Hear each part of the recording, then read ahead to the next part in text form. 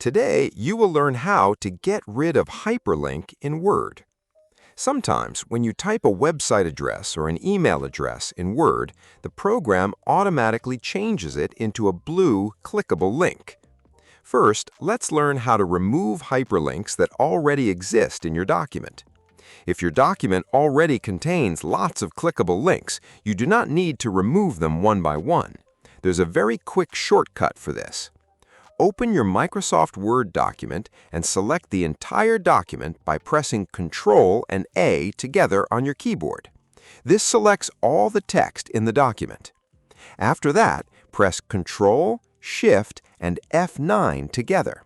Instantly, all hyperlinks will be removed from the document, and the text will become normal, plain text again. The web addresses and email addresses will still be visible, but they will no longer be clickable links. This method saves a lot of time, especially if your document contains many hyperlinks.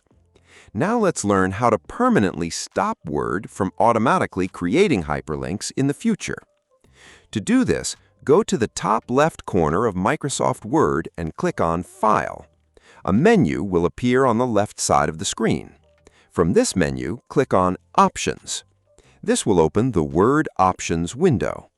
Inside the Word Options window, look at the left side and click on Proofing.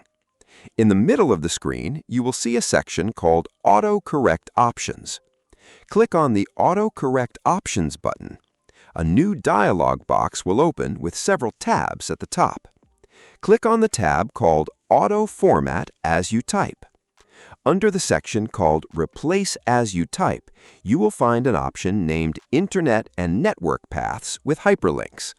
By default, this option is checked, which means Word automatically creates hyperlinks whenever you type a website or email address.